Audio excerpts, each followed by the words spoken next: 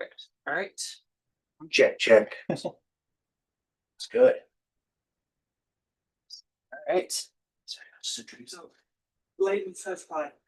Right. Maybe not a bit. All right. Good afternoon, everyone. Thank you for joining us. My name is Benjamin Johnson, and I'm the event coordinator for McNally Robinson Booksellers here in Saskatoon. This event is being held on Treaty 6 territory, which is the land of the Cree, Saulteaux, Dene, Dakota, Lakota, and Nakota, and homeland of the Métis Nation.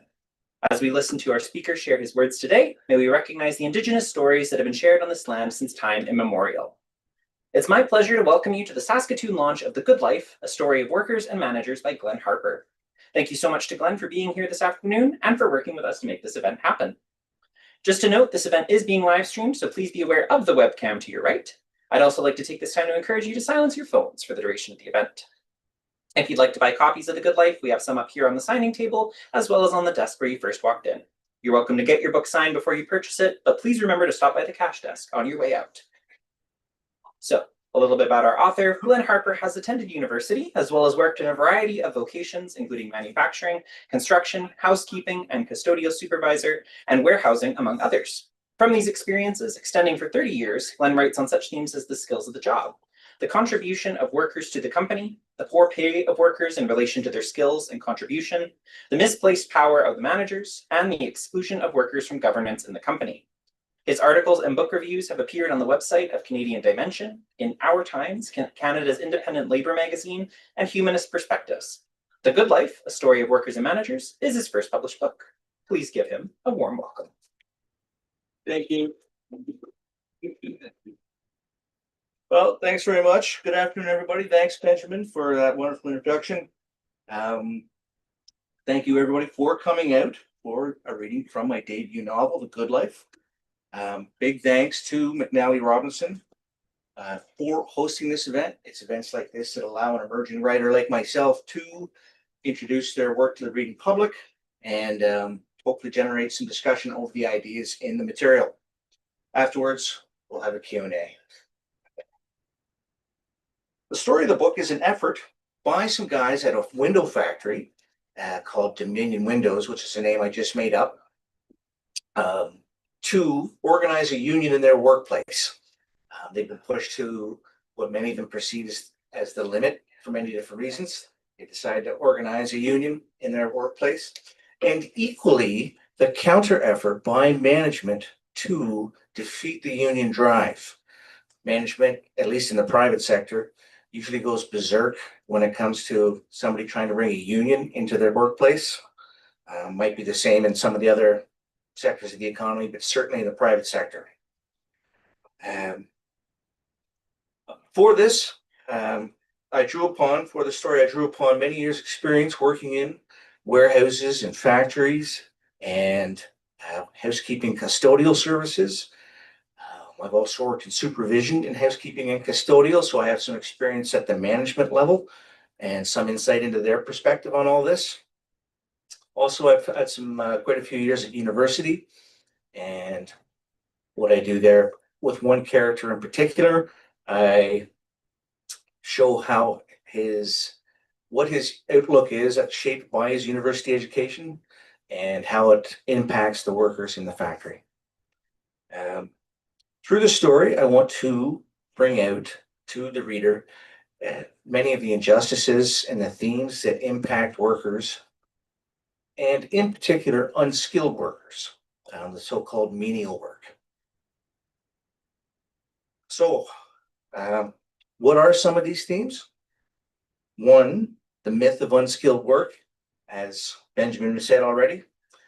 The myth that the work the managers do is so much more valuable and challenging than the work done by the people out on the floor. Management should push on workers to perform at an unreasonable pace on the job. They'll give you this much work to do, and they'll give you this much time to do it in, and they'll say, just get it done. And that has real impacts for workers who are burning out or getting injured and basically becoming unemployed or having to go live on workers' compensation, which is only 80% of the gross pay. So it's even less, making it even more difficult for them to make a living. Management creating hazardous working conditions in terms of the physical structure that they have to work within. And as I just mentioned, the workload that they are given.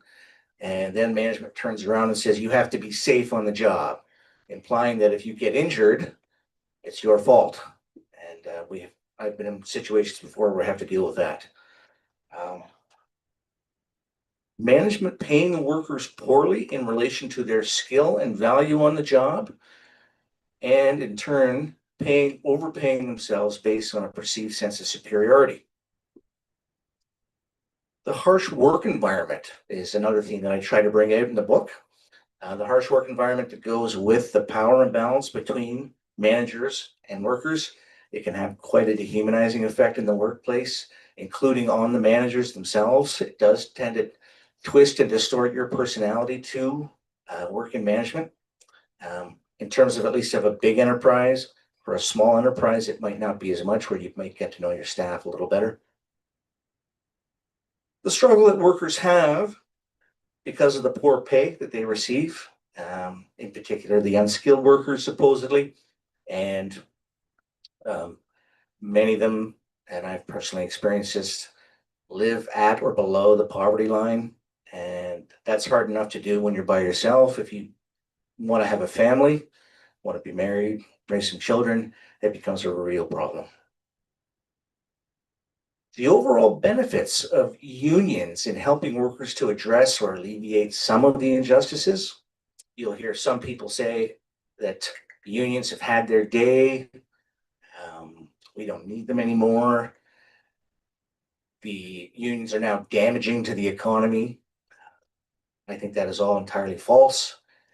The unions and the broader labor movement, which takes in the Saskatchewan Federation of Labor or the Canadian Labor Congress, acts as a bulwark to prevent corporate management, along with their enablers in government, to chip away at the rights that workers have. And so if you were to see a diminution of the labor movement, you would rapidly see all of the laws that we have protecting us from health and occupational health and safety to employment standards, which is where you have to get paid. Otherwise, you can take a grievance to the Ministry of Labor, and the right to form a union and collectively bargain. You would see all those laws be quickly chipped away, and then we would go back to where we were 100 years ago and have to start the struggle all over again. And I feel that even the people who don't work in the private sector, if they work in the public sector, they would experience the same problems too quickly if the labor movement was to somehow disappear. That said, I do have one criticism of the unions. There might be more that could be made, but the one that I want to focus on is basically unions are reluctant to challenge management's stranglehold on the productivity quota. So workers have no say whatsoever in establishing how much work they are expected to do in a day. That's left entirely to management. And I'm not sure what it's like in the public sector, but in the private sector, particularly manual labor jobs, that is a major issue for workers. It's a major problem. And I feel that unions do need to do more to address that. And that theme comes out in the book as well. Essentially, the story is about conflict between people living and working inside an organization that is hierarchical, unfair, and unequal. The workplace, as I argue, is a dictatorship. Some will be worse than others, of course. Much of this is just based on my personal experience, and from many of the other guys that I've worked with and who have worked in other places. It's much the same story. Moreover, there's another theme that goes with this, and that is that there's not just conflict between managers and workers, there's also conflict within management and within the group of workers. With management, we tend to look upon them as a sort of unified solid body, indivisible. Well, no, actually, there are divisions between different levels of management. And in the book, the pressure that comes from a union trying to come in really exposes these divisions. And I think it's important that we know that those divisions are there, that they're not that monolithic, unified body that they want to be. And then the same thing could be said about the workers. I don't know if it's because of communist theory or some kind of middle class prejudice, but any and everybody who works at a place like a warehouse or a factory or maybe a barista, they tend to get lumped together and called the working class as if they all think the same. They don't. One of the things the book brings out is the conflict among the workers over whether or not a union should come in. And I also like to bring out why there is that conflict there. And maybe that's something that we can use down the road from an organizing perspective for anybody who might be involved with that. The passage that I want to read comes early in the book. It's on page 5 of chapter 1. It is a scene that is intended to set the overall tone for the story. Basically, just to set the scene, two of the main characters, John and Jerry, they return from afternoon break to their workstation, which is the super saw. Just picture a large apparatus that cuts the material for windows. Along with the third member of the crew, they start up again, and shortly after, two other significant characters come into the scene. One is named Daryl. Daryl is the vice president of the company, and he very much feels himself like that. He feels that he's somebody with authority and status. And Richard, the supervisor in the saw department, which is what runs obviously the super saw.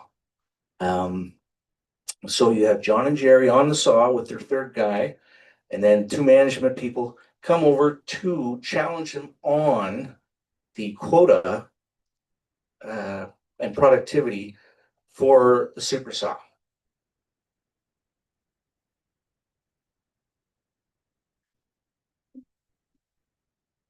Guys, said Daryl, the VP, Richard and I want to talk with you again about the quota for cuts on the super saw.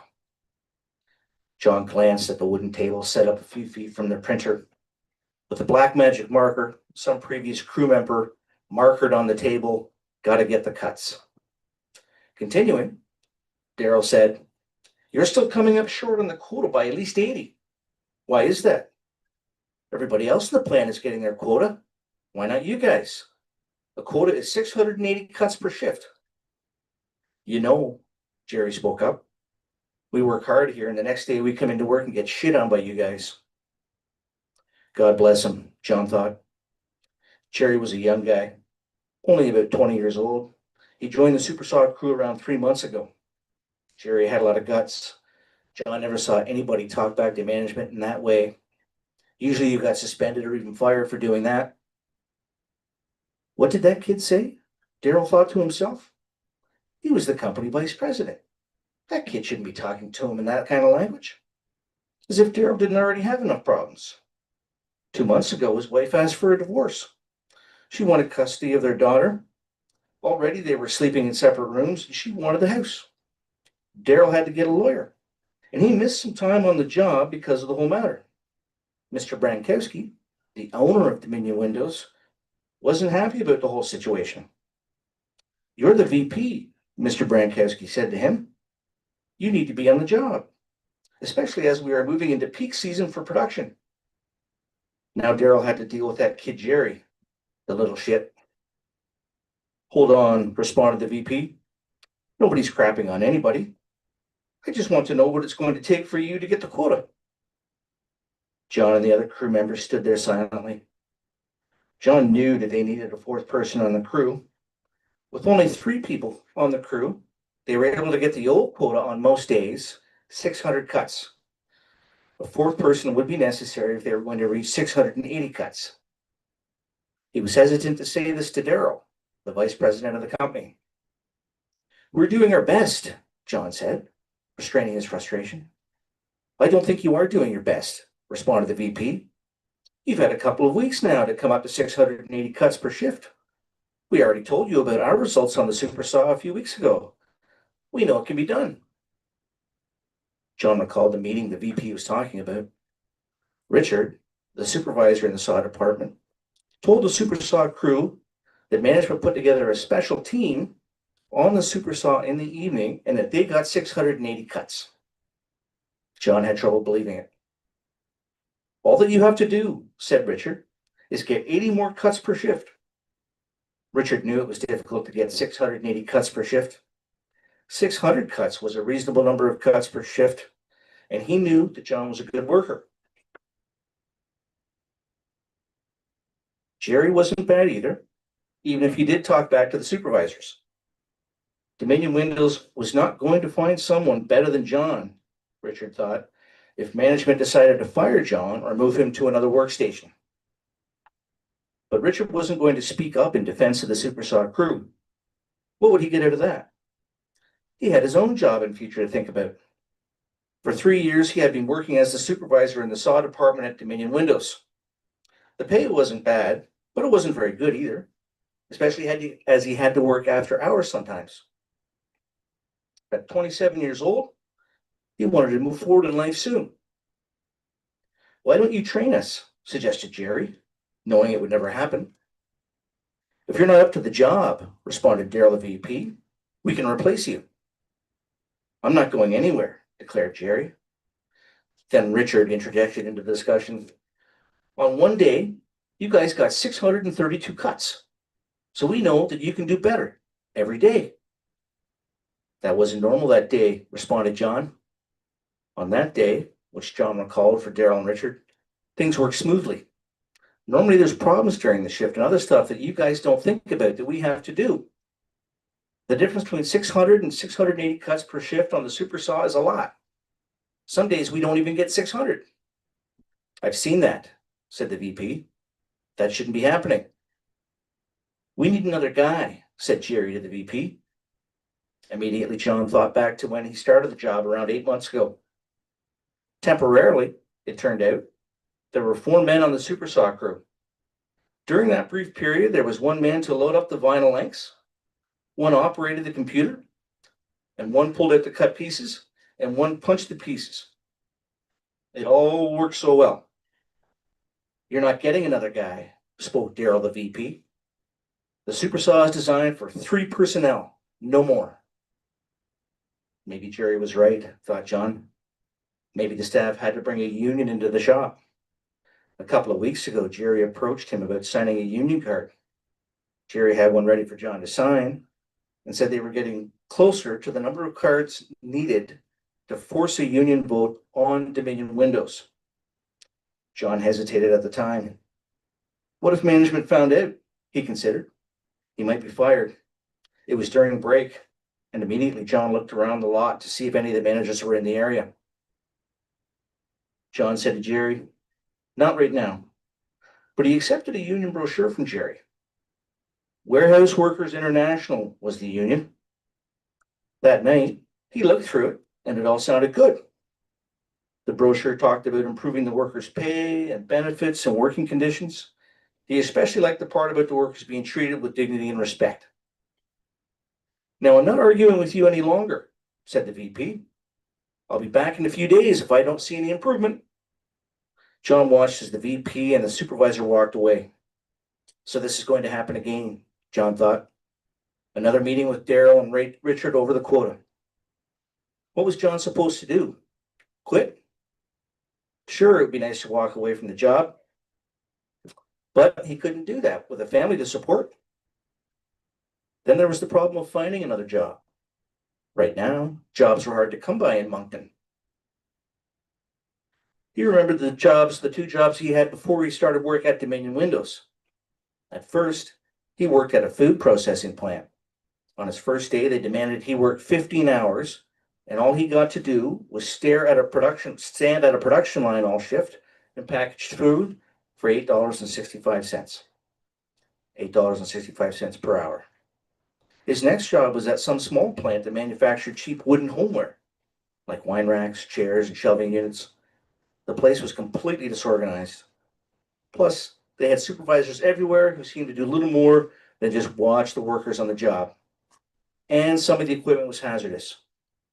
The only thing to do, it seemed to John, was to fight to make this job at Dominion Windows better.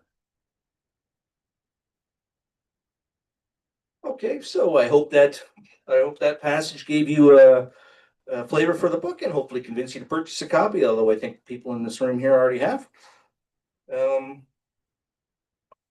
It is available through McNally Robinson, of course. It's also available through Amazon and the Pete's Press website. And I'm happy to sign a copy. Now we can turn it over to questions and comments from our small audience.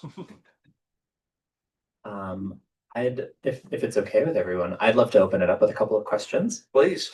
So, I'm really curious, why fiction as a vehicle for this story? You talk about like having all these like in real life experiences. And I'm just curious, yeah, why a fiction story versus a nonfiction story? Well, I have explored a lot of the themes that I've talked about in this through the articles that are on my website, book reviews, that type of thing. So plenty of nonfiction there. I thought that a novel would be the best way to try to draw it all together into one sort of big whole, and that something like this would be a novel would be less dry. It would be a little bit more flavorful for people to read as opposed to nonfiction, which certainly has its place, and I've done plenty of that. But sometimes the nonfiction can be a little dry, and maybe people would find it a little more entertaining to read something at the pace that you get in a novel.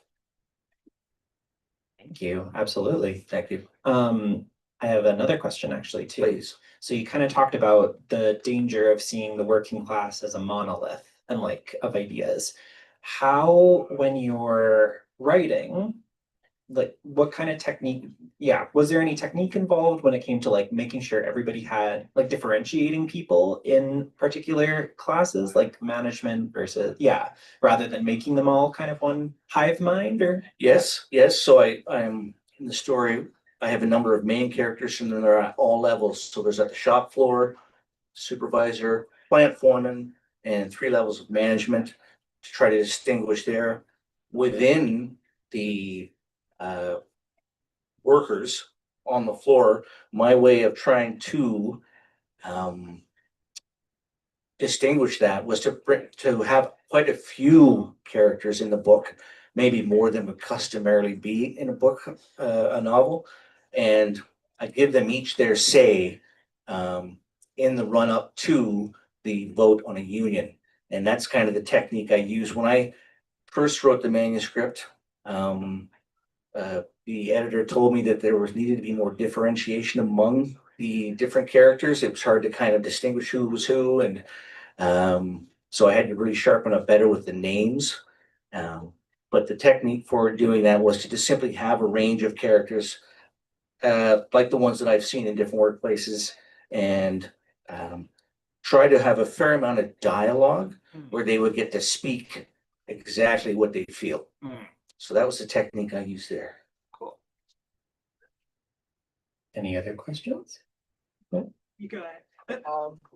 I'm curious. Do you want the mic? Just, can you just speak a little bit to, you talked a little bit before the reading about sort of Canadian labor acting as a bulwark against.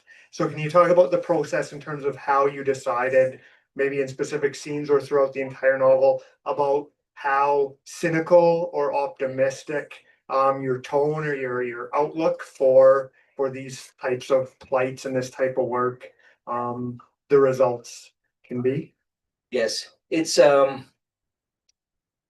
easy to be cynical and to be kind of negative about power that unions have to act as that bulwark against corporate management and the politicians that will listen to them much more easily. At the same time, the Sask Federation of Labor, as one example, and just individual unions, they are every day pushing back and trying to hold up. So I'm optimistic that the labor movement will continue. It's in a process of adapting to changing realities. It used to be that our working class, as we call them, was dominated by factory workers. Things have changed a lot. Service workers now, which is a more difficult place to unionize. So to the extent that they make that adaptation, I think the labor movement does have a positive future in Canada. And in the book, I have some characters engaging in conversation over that subject. You know, have unions had their place? Is the union going to help me with this or that? And so I feel that as frustrating as unions can be, maybe for workers sometimes, because you're the one that's paying them union dues. I do think that they will continue to function in a positive way for people's rights in the workplace. I hope that helps. I have one more question for you. Please. This is your first published novel. I'm just curious, what was the you come from a nonfiction background. I'm so curious about fiction versus nonfiction. Was it difficult going to like writing fiction for the first time? Yeah. Do you want to speak on that experience a little Of bit? course, I guess, as you say, I was 100% nonfiction. In my university background, it was history and politics. So I had almost no opportunity to write something fiction. And at first I thought, I have no idea what to do. And then I just sort of got going on it. And I had to get that was many years ago when I was living in Alberta. Then I got away from it for a time and I came back to it. And I found that at least the basics of it did come to me in terms of where dialogue was necessary. I did, perhaps this reflects in my nonfiction background, I tended to go into too much technical detail on the manufacturing of the windows and the whole process. And I'd had several people feedback to me, maybe just put down a bit to make it a little more of a fun read maybe for people. And so that's where the transition from a nonfiction to a fiction environment was a challenge. And also characterization. I'd had several people say to me who'd read it, need to develop the characters more. And coming from the nonfiction background, that wasn't something I did much. So that was certainly a challenge, but it was, I mean, like any writer, you want to challenge yourself with new forms of writing. And yes, there's going to be setbacks, there's going to be challenges, you're going to make mistakes, but keep at it. And I hope to write more novels down the road, and maybe not fundamentally different from this one, but I may branch off in certain directions and try to deal with characters that don't come from the background in this book. So yes, it was a challenging transition, but also a very rewarding one. Awesome.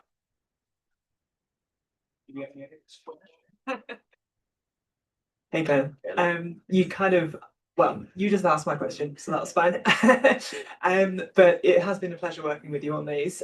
Can you tell everybody what your next one is about? Yes, for that one, that was actually the one that hopefully will coming out maybe around the spring. That is a nonfiction work. It's on the topic of homelessness. And I did a homeless research project many years ago on living as a homeless person. I did that for 3 months in Toronto. This is back in 1998, and proceeded to write the first draft and then many drafts since then. And that is going to be a nonfiction one. And that was actually the first book I wrote. This was the second, but this one got published first. And I'm excited about the book on the homeless. It's going to be called The Homeless, A Personal Journey of Discovery. And I'm excited about it because I did put a lot of effort into it and I've waited a long time. And I've had some people go over it thoroughly in terms of where I could make this, even though I've come from a nonfiction background, I still had much to learn about writing a commercial type book as opposed to an academic work. And I'm very excited about it. It's going to look at the 3 months that I was in Toronto, living among homeless people back in 1998, and sort of playing the part, staying in the shelters. And the original manuscript was 444 pages, double spaced. And now it's down to, I think, 300 pages double space. So it's a much shorter book now. And I feel that the reader who doesn't want to hear me meander on about superfluous things, which there was a lot of the book, that's all been taken out. And so I think now that the quality of the book is going to be better and the reader is going to enjoy it. Well, do we have any other questions? One more. I'm just curious. So you mentioned that you had begun The Good Life years ago when you were living in Alberta, and then it was kind of on the back burner for a while. So how do you think the book is different, having simmered and then being finished years later? How do you think the book would have been different if you would have kind of finished it in one fell swoop back then? Well, I started writing it back in 2005 when I was living in Alberta, working in the housekeeping custodial services. And then some changes in my life. I came back to Ontario and put it away. Came back to it in 2013, I think, not long after I came out to Regina. And I feel that that period of time did allow me to sort of reflect more on the experiences as well as accumulate more experience that I could put into the book. So that, how many years did I wait? I guess about 7 years to get back to it. I feel that that was beneficial and that it really expanded my experience, including that warehouse that we worked in, the John Deere warehouse. I was able to bring in a lot of that experience as well. So, and I think for any writer, you can jump into a book, but if you're feeling kind of lost with it and you're not sure which direction you want to go in, it is beneficial to get away from it for a while and sort of gradually step back and see the forest instead of just a couple of trees. And so I think it was certainly beneficial for that period of time that I waited.